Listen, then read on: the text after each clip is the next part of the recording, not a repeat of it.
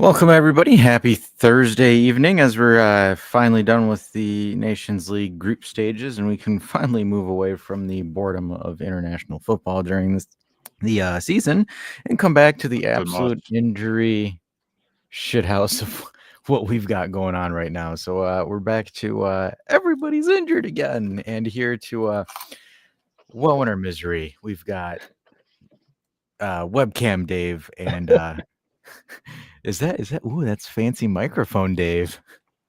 What's going on? I haven't been with you guys since like a couple of days. Hey, this has always been my mic. I just had a cover on it, so. Oh, okay. He's barebacking it now. Going raw. Nude. It's nude. All right. Man, we've got topics that we can talk about. Like for example, there's an individual I don't really want to give too much airtime. Someone's favorite player here on the panel. Absolutely my favorite player. But the other thing too, I think there's other players that are potentially being hoisted onto the market, and some that, is getting an Amazon documentary made out of them only for him to be on the transfer market in January. Oh, sweet irony. Oh boy.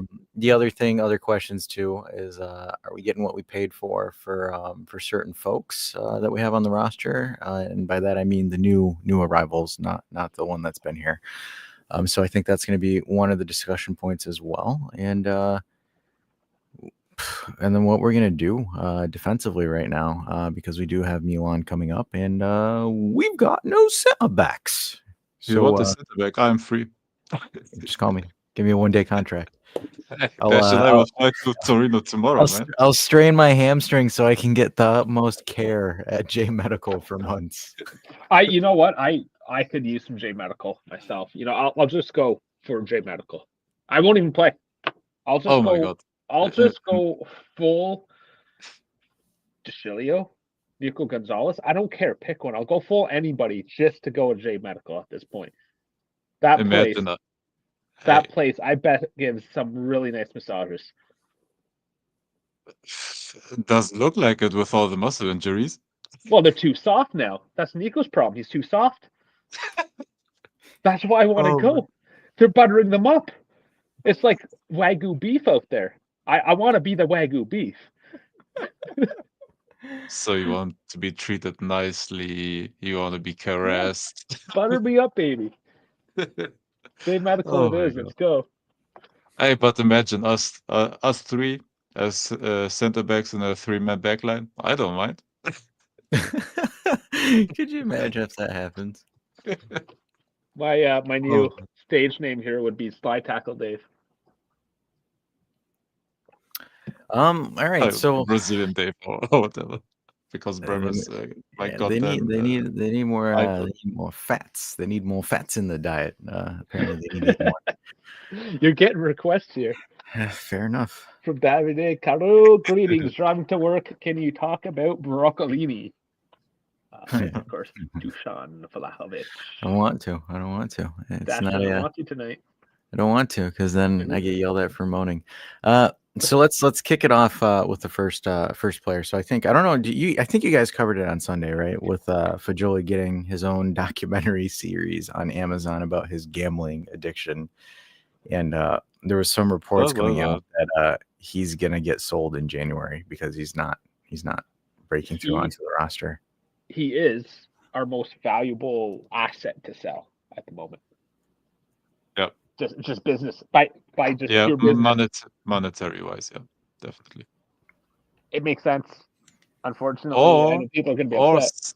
Or somehow you will be able to sell a broccolini, maybe in the winter, because some Premier League clubs need strikers. Maybe. Maybe get Xerxes and maybe Milik back. Who knows? Anything could honestly happen. Guys, we totally forgot. Before we carry on, subscribe, do all that stuff for us. Get us back rolling hard in that algorithm so it can reach out to everyone else that wants to just join in on the shenanigans, because the more the merrier around here. So, sorry, I digress. Let's get back to it. Fajoles. So for Joel's, I mean, he's on the short list, joining Douglas Luiz as potential players to be sold in January, because we got no money, and we need money to buy center back things for us to remain competitive. Because that was one of the biggest L's that I think we can honestly say that we took on the transfer market was we sent out a lot more defenders and we didn't really replace with quality. Well, granted, to be honest, I think having 2 ACL injuries on your back line is probably one of the biggest anomalies you could have. That's freakish. Is that an anomaly this year, though? We won't know for sure until the end of the year. Yeah. But this might be more of a theme. We're starting to see this. The problem is, Dave, that we didn't before the season because the amount of games that are now happening. Mm-hmm. Like last season was already one of the longest seasons ever. And now, do you still? I'm back. I'm back. You're good. You're good. No, that's what happens when you don't. Is unprecedented, I believe. Last season was already. I'm good. You're good now.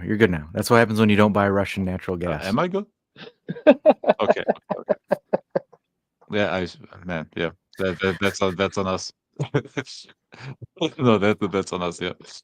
No, it is an unprecedented amount of games happening, and last season was already unprecedented. So you didn't 100% know how it will affect the players.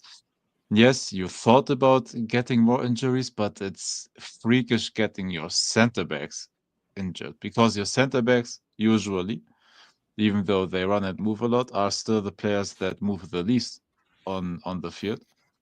And midfielders are technically the players that are covering the most space forward and backwards and all over the pitch.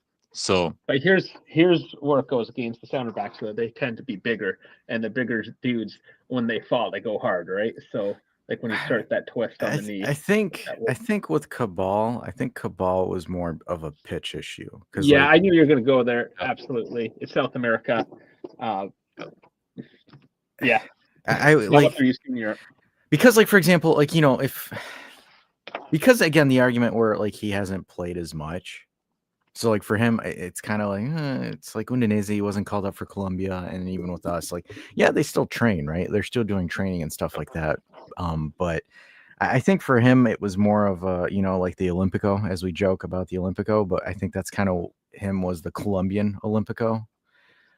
Because it happened there. I mean, granted, again, we don't know the details of how he got injured, so we could say it was the pitch. Maybe he got popped without being, without paying attention, hard tackle or something like that.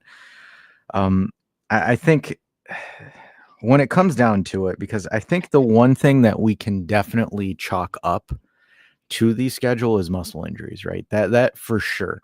I think ACLs are a little bit more difficult to kind of, put into a perspective of like a consistent cause. But like, for example, when I look at it, when I'm looking at the scheduling per se, it's more along the lines that it's muscle injuries. That's how you know that there's an abundance of fatigue. Where you're starting to see, like, for example, the Nico Gonzalez injuries that are going, or even the Douglas Luiz injuries, because, like, for example, he was playing Premier League and Brazil. And he played a lot of games last year with Villa. So that's like, again, that could be a testament to why he's struggling with us. But I think, yeah, it's hopefully, FIFA and UEFA, I would say UEFA because, UEFA technically holds FIFA hostage because that's where FIFA gets most of their money. Hopefully those guys sit there and think, like, I mean, like, I know we were talking about Fajoli being on the chopping block, and we've completely segued into this, but the season is getting redonkulously booked if they have to approve a secondary transfer market for June 1st to June 10th, which the FGC did. So, like, for example, every team in Italy. When it comes to that, right, where it's just like when you look at it, is it just like, for example, I don't understand how like folks in a boardroom are just not kind of like, we're opening another transfer market so teams can get more depth pieces. Like, like in sports, you have like the trade deadline. They're just like, fuck it, let's make another trade deadline. And then, this is unprecedented. They're like, that's okay. There's no problem with it. We can do another trade deadline, but that's just for the Club World Cup. And it's like, you're cutting into players' vacation time too.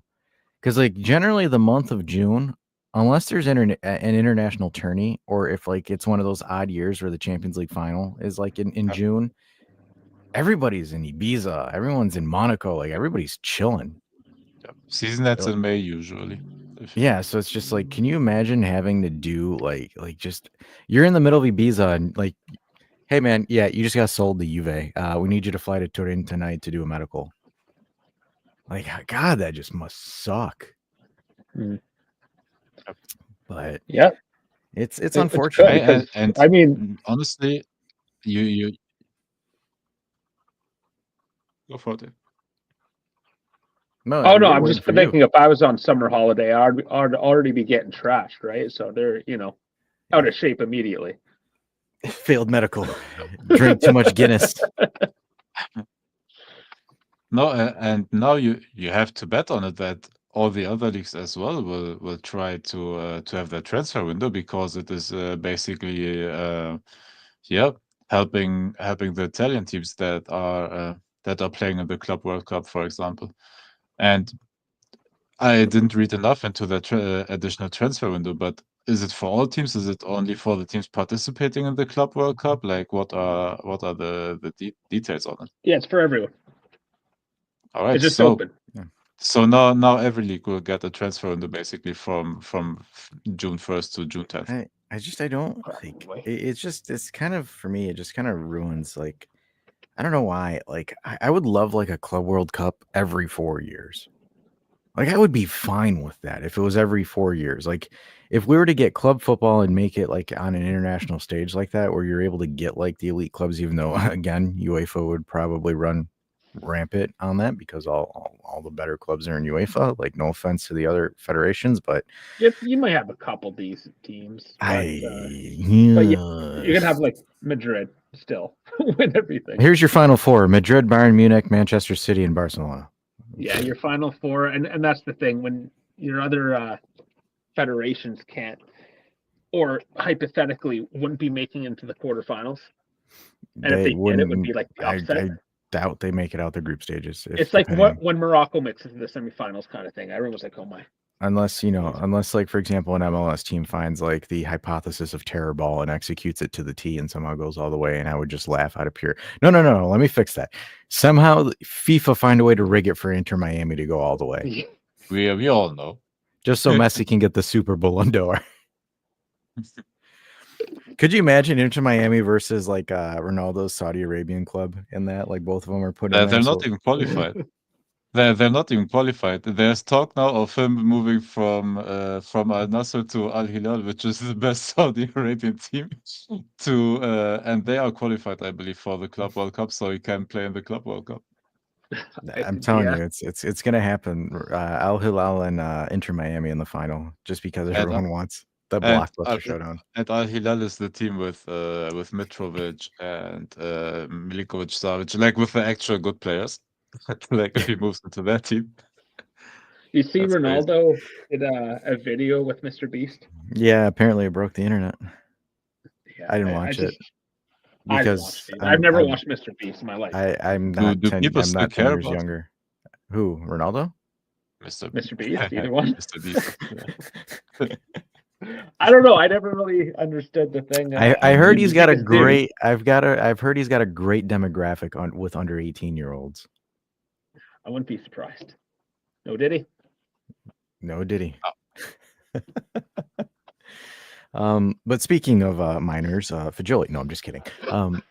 But with him, I had, I think I said it in the summer. I said I had a hard time seeing how he would break through onto the roster, and then like again, Locatelli and McKennie weren't going to take, their position on the roster still, and those two surged forward and went up to the challenge, and then that kind of hurts Fajoli's stock because I still think he's physically fragile. Like, I mean, yeah, he'll have moments of artistry, but like you need to be physical to break through on this Malta midfield right now. Well, there was that one article I read that they were accusing him of his mind wandering. That not locked kind of in. Absent. Not locked in. Well, I mean, look, dude, when you're the facilitator in that midfield, dude, you cannot get dispossessed. If you get dispossessed, you get open to a counterattack in instant like that. It's just done. But look, I mean, for him, you've got upside. If you could cash in on him for 20 to 30 million and bring in a proper center back, I think you're going to have to do it. You need funds to get center backs, and I think that's why Douglas Luiz is on the chopping block as well, is because they're kind of like, okay, we have a plump midfield room, so let's move some midfielders around so we can actually get defenders. So that deal, it was multifaceted, right? So it was Villa had to balance the books for FFP. So they had to move a big amount of money, but they still needed to make some sort of deal. So Illing and who else was it? Bernatchez? Yep. Both not went over. playing at Villa. Both not playing at Villa right now. One is at Bologna, one is at Valencia. Yeah. And then, of course, there's the whole Alicia Lehman thing, which we needed because they got rid of Julia Grosso. They needed another social media star. So let me ask you this: if Dougie gets sold, does Lehman go with him? I thought about the same, but honestly, I think she feels decent. Yeah, she's doing well at Juve. Juve's in first, although they did just get smacked Arsenal in the Champions League. Yeah, but Arsenal, Chelsea, but in the league, those two are decent in women's football. They are really good. Yeah.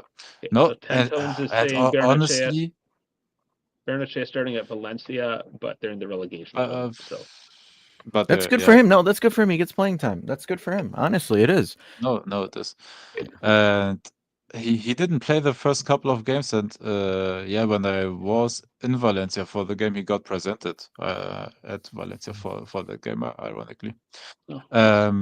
And he wasn't starting the first couple of games after that, and after that, honestly, I stopped following. I just knew they were in, what was it, 19th place or whatever, with only 1 point or so from the first 4 games. And after that, I didn't pay as much attention, honestly. But yeah, good for him if he's starting now. Like, it's still a team with decent players. If they get into form, like, it's very good for him and his learning curve. Yeah. So I saw this interesting comp with Fagioli. People were comparing him to a Marco Verratti. I don't see it. Do you guys see it?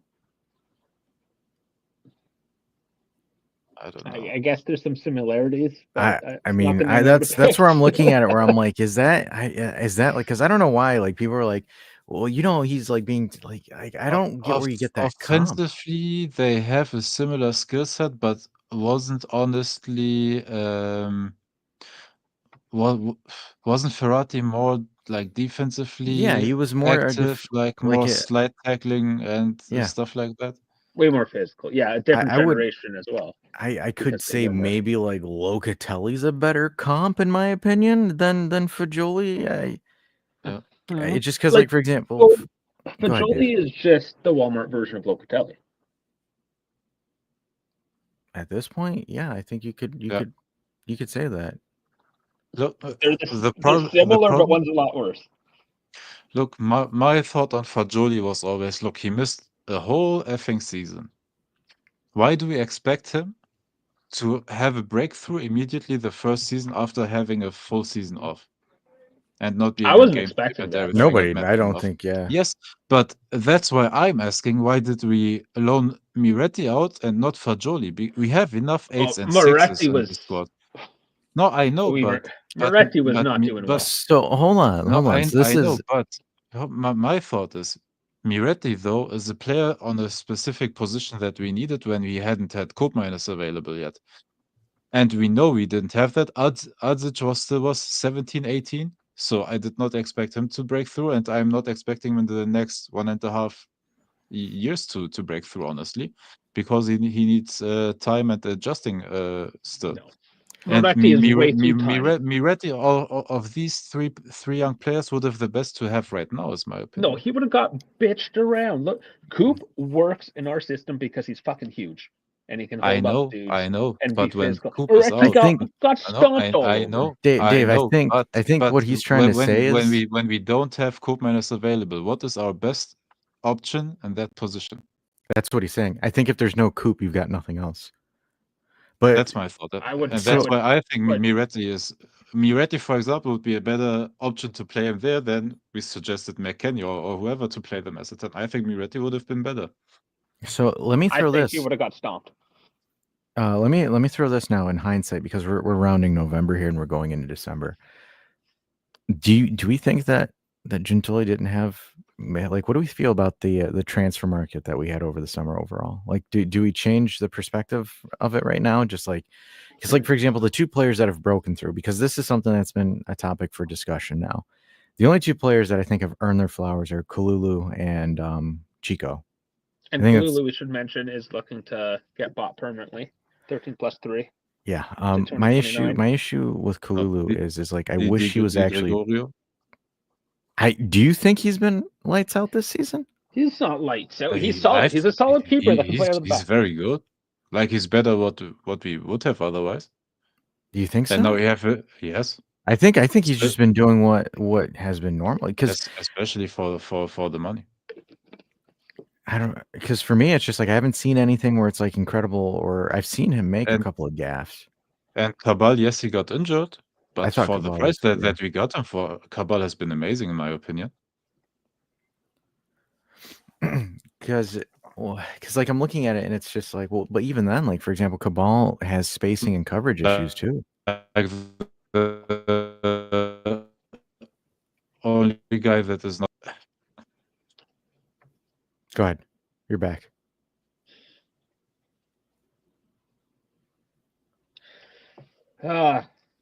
Damn Germans, they're a constructor, I'm telling you. Go ahead, I think you're back. You're good now. I think you can actually finish your thought. Okay. So that one comment, Ravella is an excellent player. Fagioli had one bad game. I understand that we're trying to dump young Italians, but it shouldn't be at the expense of our roster depth. But is it? I don't think that's an expense of your depth, because your starting midfield is going to be Coop Myers, Locatelli, and Thuram. That's 3. Mm-hmm. And then you have McKennie, and then you have Douglas Luiz, and then you would have Fagioli as the 6th. He'd be the 6th option. But when you're so light on defense and offense, because at that point in the 6th slot, you're better off bringing someone in like a Savona, right? Like someone from the under the squad before it gets relegated to Serie D. But you would bring someone in from the under 23s at that point, because that's kind of who you want as your last option on the because like Moretti would be better in that slot because of his age than Fagioli, because Fagioli's what, 22, 23 years old at this point. He's 2 years older than me right there, I believe. So I don't think that's good for him to be in that position on the depth chart, because for sure McKennie is one of the first players off the bench. Mm-hmm. And that's the thing, it ruins their development. And, it does. Well, just like Fagioli not playing last year, it's made an effect on his development. So it's just like I don't like, that's where I sit there and I'm just like, it's hard for me to see, and that's also fair. He hasn't had to do anything either, besides get himself a red card. But no, I'm kidding. Before I get people pissed off. Possession-based system, Ravella, Fagioli. Yeah, I think that's also because if you've looked at him at Lazio, I think he's done well. The only thing is whether or not Ravella has kind of overcome his injury concerns or his injury issues. But maybe Ravella is good for a squad like Lazio, because that's the other thing we have to take into account as well. But again, light on the Coop backup. I do think, like, for example, Dave, or Canadian Dave, I think having Moretti, I would prefer to have Moretti over Adzic as a backup. Okay, here's another that was my thought. That was my thought only. I trust Miretti more than Adzic, who is even younger than Miretti and has even less experience and is even thinner than Miretti.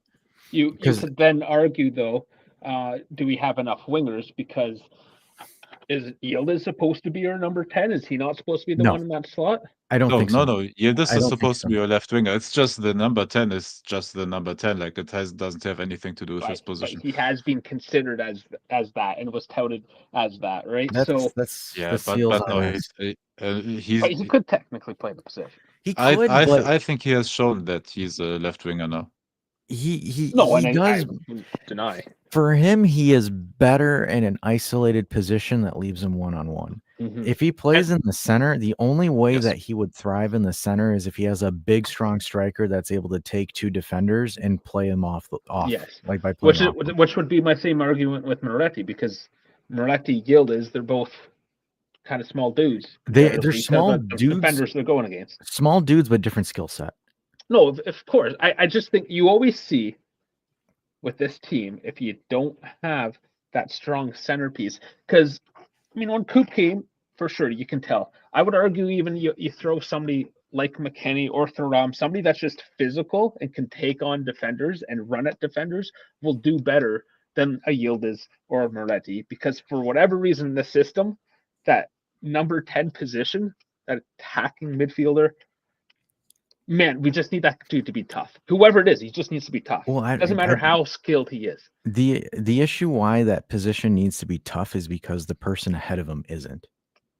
Because that's kind of what throws. We're trying to avoid this. I'm not saying the name, but like I'm just saying, like, for example, that's kind of the issue, because, like, for example, the 10 is supposed to be the guy, the conductor or the orchestrator. The problem is you can't have the 10 being the one that has to receive the ball because the 9 can't.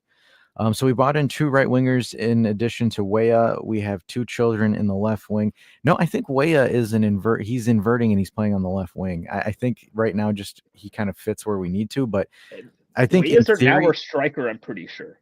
Like in theory, it was Yildiz, Weah, and then Gonzalez and Chico. Because that's kind of what I'm assuming. Because, like, for example, Weah and Yildiz both can cut in and invert, or the other 2 can do the same. And it's, again, Nico and Chico left foots, Yildiz and Weah with right foots, and they invert. And that's what I'm assuming the initial design was.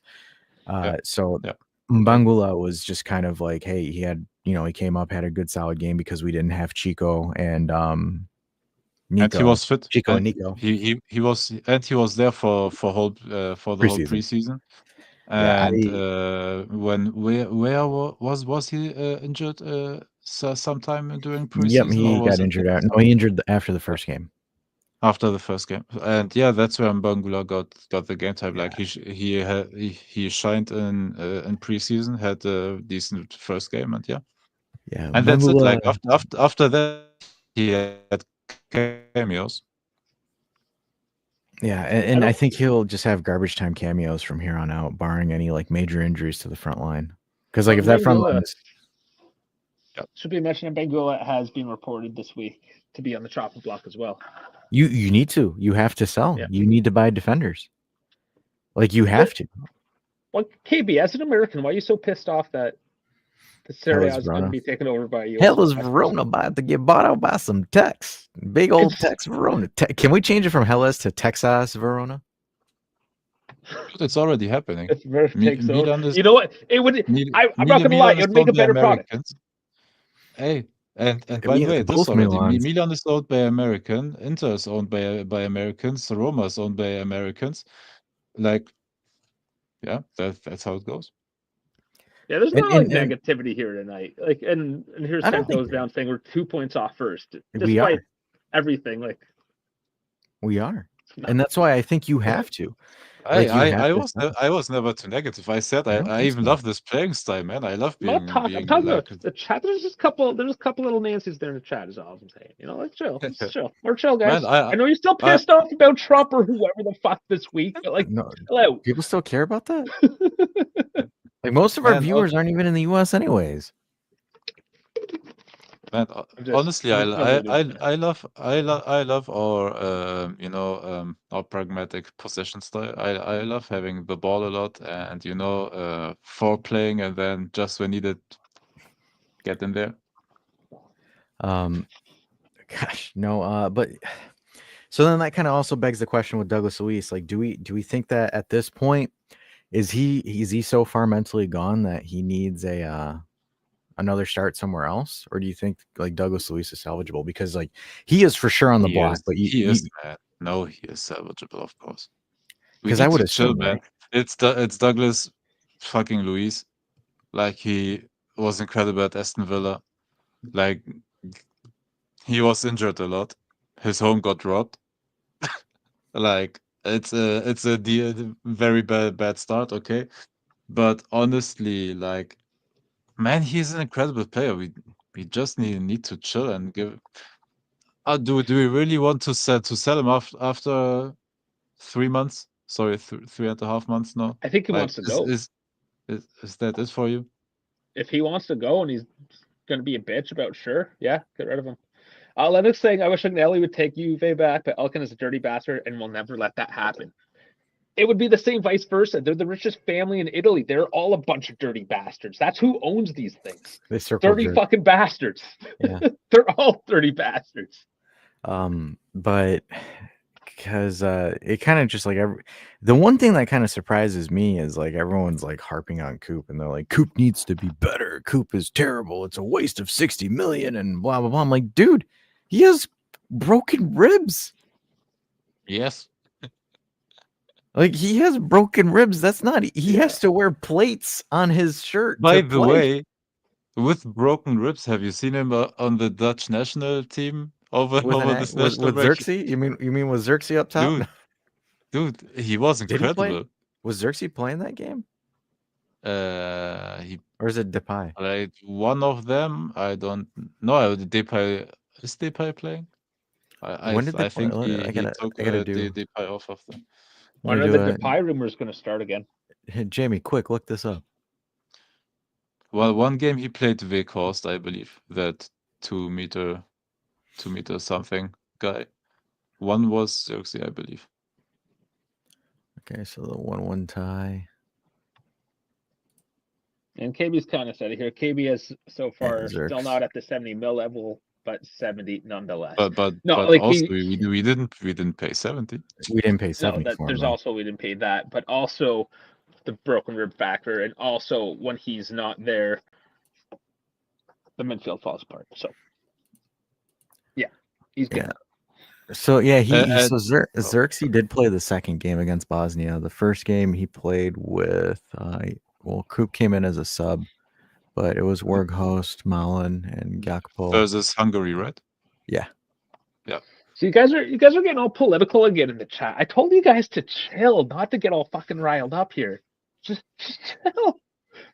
We want to get mad at Juve right now. That's so funny. Elkin was handed Chrysler by Obama. Thanks, Obama.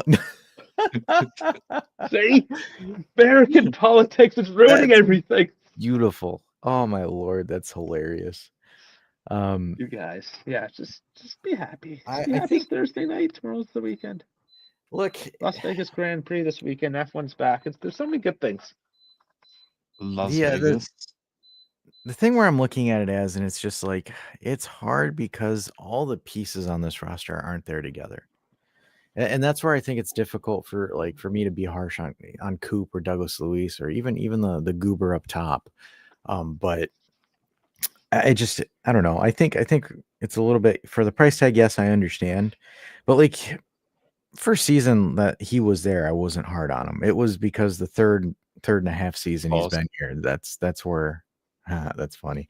5 guys and fries, burger and fries. But that's where it's like this, where it's like we've only been 2 months into it, and it goes to show, like for example, with Weghorst or Xerxes, I think that's where Coop, with Scamacca as well. That's where I think you see Coop actually, shine from his play style, and I think that's what will help him. Once certain players come back or a certain player gets sold. But like I think again for him, broken ribs, give him a minute. I think it'll take time for that perspective. I think like for example, Thuram and Locatelli have been playing well. McKennie's doing well in the auxiliary role. I just think right now your only 2 center backs are Gatti and Danilo. Like I think that's something that just needs to get fixed badly, like super badly.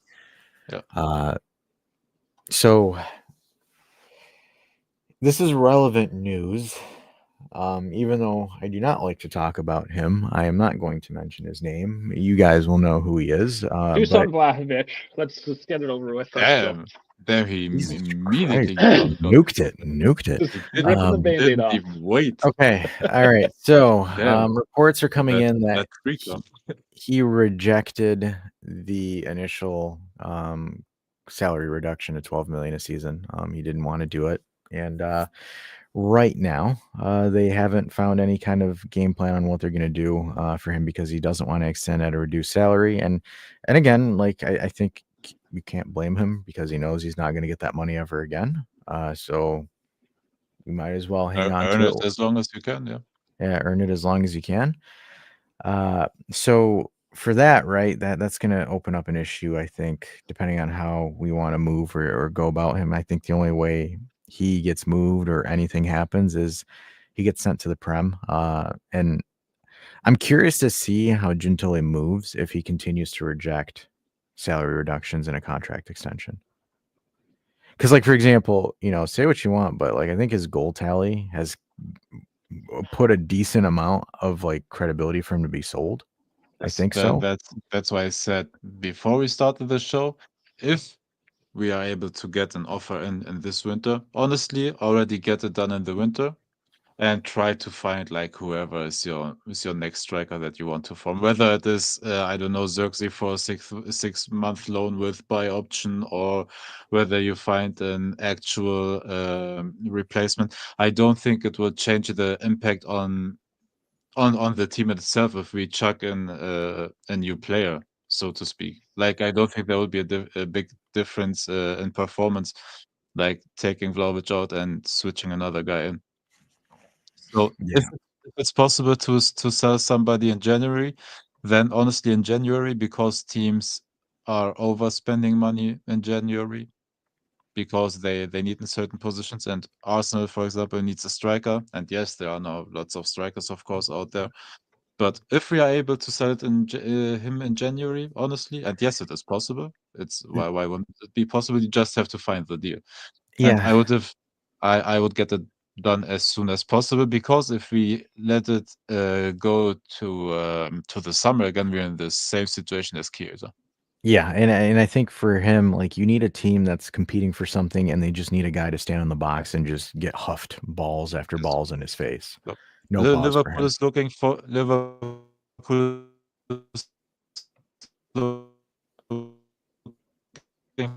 for a striker because, and I'm gonna go. No, you said you Arsenal got is it. looking for Darwin a Nunez is striker, inconsistent, and and then go.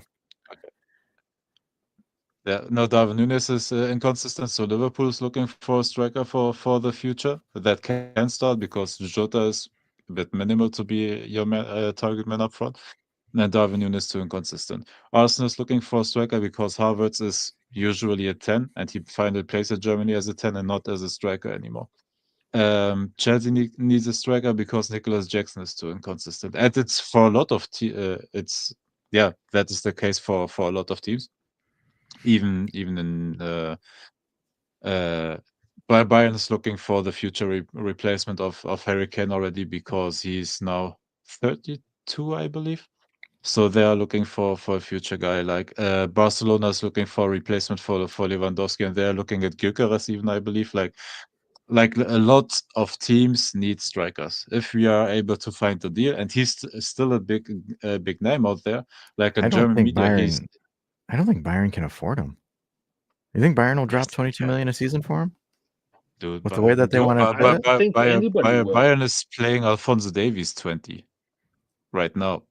But he's, technically one of the best left backs on the planet. Vlahovic is touted by German media as one of the best strikers worldwide. So you're saying there's a chance? No, I think 50. I think 50 is going to probably move the needle for that. I was thinking 50 myself. I would go. Why not? You have to. It's a good chunk of change. Yeah, you're going to take a cut. Look, You man, you made a bad deal. Take the cut, move on, do good business. move them on, just get it over with, and just get something that facilitates the ball movement. What we need. Who cares? You want the guy, Dal. Sorry, I'm moving right on to Dal's comment here, saying I would hate him to go to Bayern. He will excel too much, and he will. Didn't they say that about Delit? Didn't they say that about Delit? Yeah. I don't care. Who cares? Let him do well. But dude, but even if he bags 40 goals at Bayern Munich, he didn't do it for us. Like, it doesn't help me. Like, dude, score 50 goals for Bayern. I don't care. Like, you didn't show it for us. Like, why would I care? It's like Kingsley Coman. She might have treated you like shit, but the next boyfriend she treats like gold. Who cares? She's Your dick's happy. still bigger. Your You're schlong is happy. still bigger. It's okay. Right. Screw it. Move on. No, if we are able to sell him, honestly, like, yeah. So, like for example, I don't think it's that easy to find a right striker at the right price. No, you're gonna have to overpay. It's just you for the position because the big nine is kind of in demand now. The big nine to facilitate possession-based football. It's you're not going to find one. Because, like for example, if you look at players with the profile of like a Skamaka or a Fulkrug, like it's gonna be a lot. It's not going to be easy because now a lot of pragmatic possession-based football needs a striker like that. They need a striker that's big enough to take two center backs. Dude, I miss Higuain. I think Higuain would thrive in this system as well too. Of course, I like of them too. course. Like, could you imagine Higuain and Dybala, like prime Higuain and Dybala in this system? I think that'd just be nuts. What do we got here? I hope Vlahovic does well somewhere else. He didn't hear, and that's it. That's how I feel about Kingsley Coman. I really don't care. Like, he's not here anymore. It is what it is. Because, like, I remember everyone's like, man, we missed out on him. I'm like, all right, whatever, dude. Who cares? We see men for Dusan now. That one, I don't know. Dude, I don't think you're. no. Napoli will not do it because Osimhen is playing incredible. Dude, that's a if he FIFA trade. returns, he's already like 1.5 goal per game, I think, are his stats right now. Dude, he's incredible right now. If they get him back, they will be able I don't to think he sell him can for because there's a whatever condition they for him to be want. bought outright. I think there's a There's condition a for release Galatasaray to clause. buy him outright. Yeah. As early as January, I think even. Yeah, but Galatasaray can't pay that. No. That's the thing, and Let's he hope will nobody else does. return in the summer to Napoli, and then Napoli can sell him for.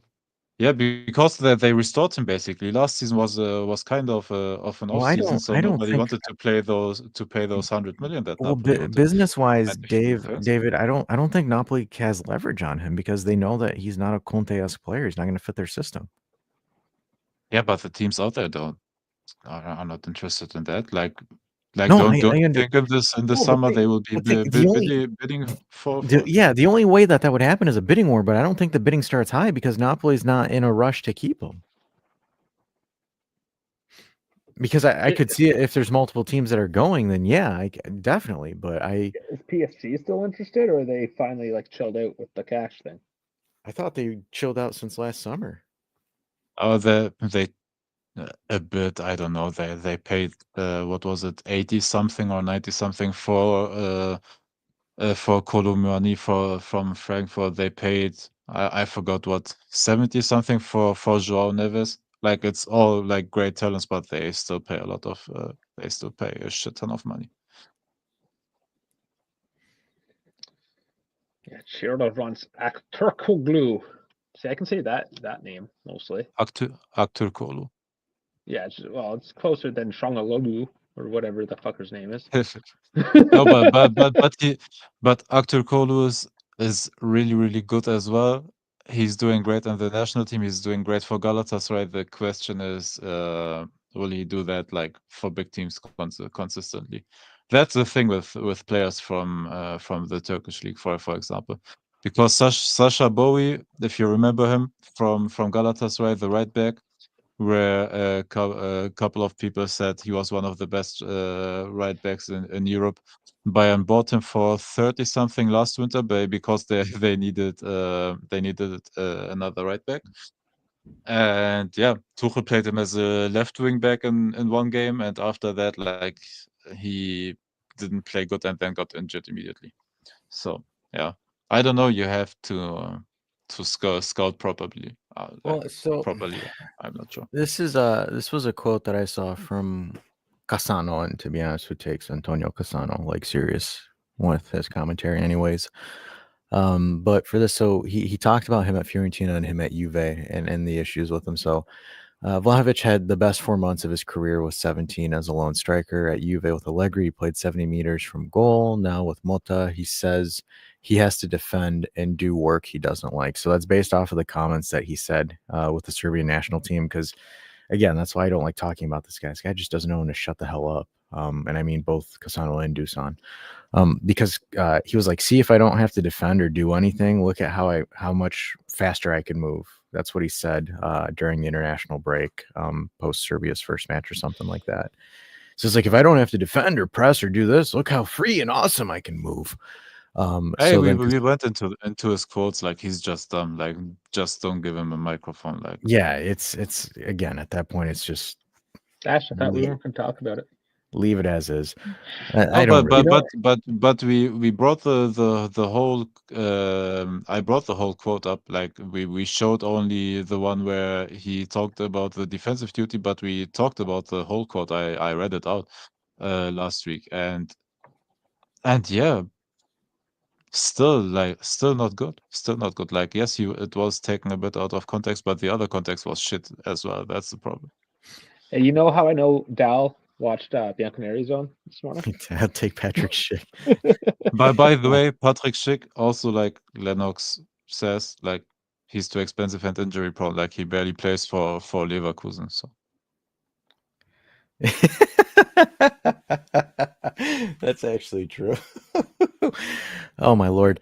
So then Cassano responds with, the problem, dear Vlahovic, is you need to know how to play football, which you don't. You cost 75 million and you can't perform properly at all. If you have something to say to the coach, say it to his face, not in an interview. And I was like, damn. But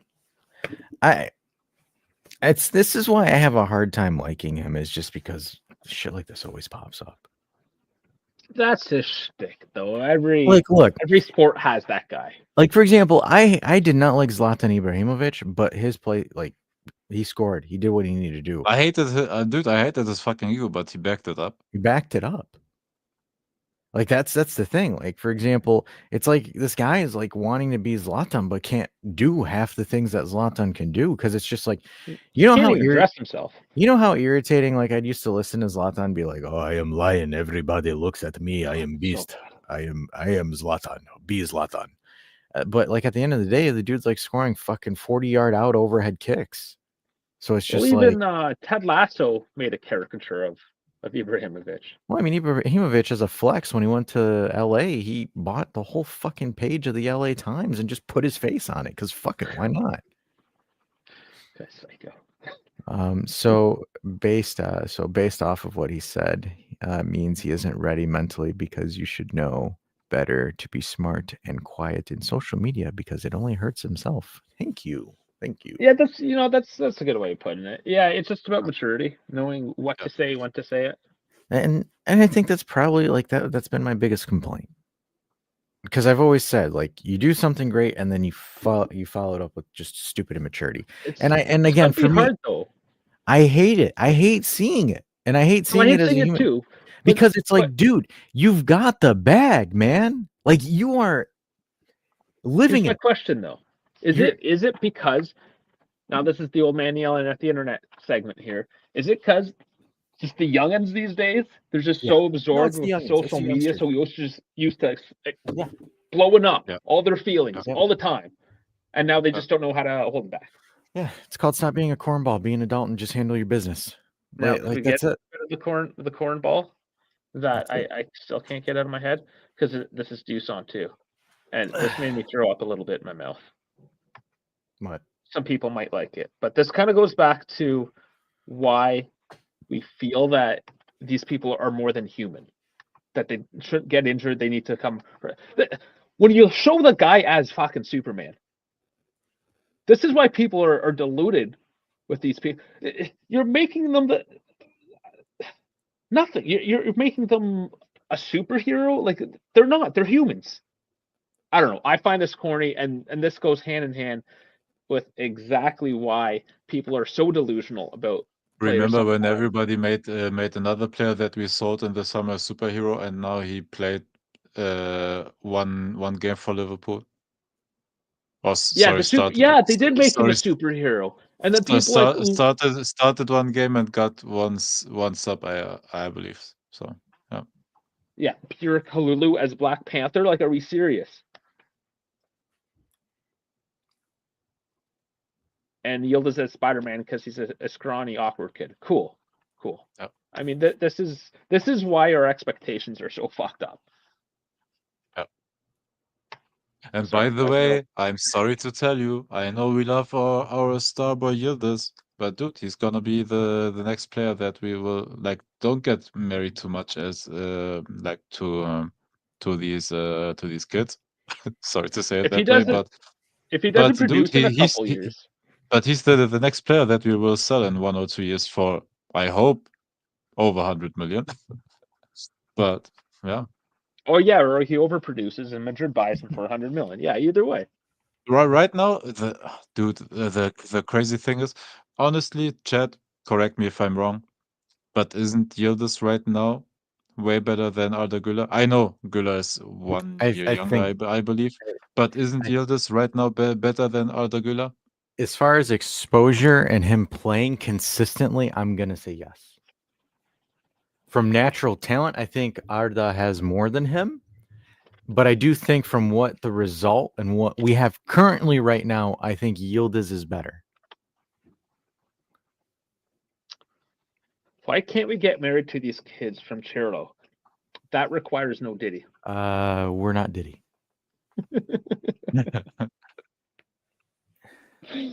Oh man. Okay, Dash. I know you have to head out in a few minutes. So Let me say I can take off. You guys got Milan, or do you want me to open the Milan stuff a little bit? There's still Milan. We talked. Yes. We had the chill conversation. So okay, Milan pregame prep. Don't get exposed by counterattacks. End of story. That's how you get through Milan. But no, that game's gonna be tough, man. Especially, I think the only added benefit is hopefully Milan's players are laggy from the international break, just as ours. I think both teams are gonna be laggy from the Nations League and international games and shenanigans. Yeah. So I think it's gonna be a groggy game. That's my initial take on it. I You're wouldn't be probably not wrong. surprised. I wouldn't be surprised if it's an ugly draw. And both teams would probably be okay with a draw. I think we can win. I think we can win. I don't know whether or not we're just Like gonna, with Timiwea up front. yeah. Well, my question there. By the way, a quick striker that is good in build up, that is quick, that will help you on counter attacks. And sorry to say it, but Milan is not good defensively, so you can It counter on could that. work. My So concern. Yildiz is fit. Chico is fit. I was gonna say, So maybe. As long as much as I want to see that doll, Dusan will not play due to his muscle injury. So we will have no Dusan against Milan. honestly, I just hope that we will survive defensively. Yeah, What that's is it. Deshaun coming on at the How, same? how, Deshaun's how, not how showing would up, man. you how would you set up defensively? With Leao on the left, do you play Kalulu on the right? Or do you play Savona on the right and Kalulu as a center back? You'd have to play Savona, Kalulu, Gatti, and Cambiaso. That's the only back line you can do against this Milan team because I think Pulisic is healthy. So like you have Leao and you have Pulisic on both sides. And Morata in the middle, if he's not suspended or injured. Though for them it's more so. I think the concern is I think Teo is playing. So I wonder how Teo and Leao how we're going to handle that overlap with Teo. I think Teo is probably going to be preoccupied with Chico, so I think I'm not concerned there. I think midfield wise, we should win the midfield battle against Milan, but I do think again this is going to be a nitty gritty, a really ugly game. It's not going to be anything crazy like that. I do think we should have the edge over Fonseca. My prediction is Club Miners will score the winner 1-0. It'll be offside though. No, which one? Hey, who will get? This is the over under. Who gets who gets an offside goal? Morata or Koop Myers? Oh yeah, Morata. Oh, Sorry, man, Morata even gets though I it, love yeah. Morata, it's gonna be Morata. Yeah. No, I'd rather dude, play it would be Milan than Lecce. it would even be a great moment to finally get his goal under his belt. Yeah, 10 He got toes it for down. for the national team, so 10 toes down's kind of right with this. I'd rather play Milan than Lecce, anyways. Yeah, we kind of show up for the big teams. away, not anyways, away. Regardless, We are good. Hey, we are really good against teams that wants to have the ball. We are really good against those teams because it gives us more freedom offensively. Yeah. And defensively, even with Danilo, I hope and pray that we should be good enough defensively. You just need to cover him. That's honestly what it is. Hell, you just need someone that can overlap and cover Danilo, and I think you'll be fine. Dude, all you have to do honestly, is clean up. I wouldn't even be mad at Locatelli if this is the game where he has just exclusively care defensively and have cover for Danilo. That's fine. Like, this is the game as long as we play Danilo. Honestly, I'm not mad at Locatelli for dude, even if he has like zero progressive passives or whatever. Like, I just want him to cover like for Danilo. Then should be okay. Yeah, I said 1-0 as well, though. I think 1-0 as well, and I hope and predict that Koopmeiners will finally score his goal. Yeah. And on that note, we're gonna 1-0 out because we're gonna turbo the ending of the show. But anyways, just because we will have more stuff, so you'll see us more on the weekend. So obviously, like and subscribe. Catch these guys on the watch along on the old Saturday, and then catch us on Sunday afternoon, and we'll debrief the game and kind of go into the week. And then we've got some Champions League matches coming up in the following week, and then some more shenanigans. And we've got Tuesday, which is Thanksgiving for me Yanks, so I finally get a day off. Like, finally, I've been absolutely wired. 2 days off. I know, one of my 2 days off of the year. No, but I do apologize, folks. I've just been absolutely swamped over the past, especially these last 3 weeks. So I am get your break. Get your break there. I am here for you guys, even though I am like mentally not here, but I'm physically here for Doll. Bash is dead inside. I am dead inside. Like every good UV fan. Every good Doosan fan. But anyways, everybody, thanks for tuning in to this week. That's the outro scene. No, I was just going to straight with my voice, Dave. You don't have to worry. Oh, okay. You can click the thing and get us on out of here. But anyways, everybody, thanks for tuning in, and like and subscribe. And we'll see you Saturday. After that snooze fest, we'll see you Sunday.